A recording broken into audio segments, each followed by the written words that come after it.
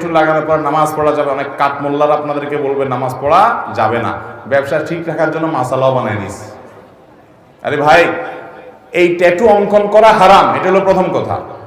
এটা আপনাকে রিমুভ করতে হবে। Welcome to the show. When I fly, you know why, 'cause the man thunder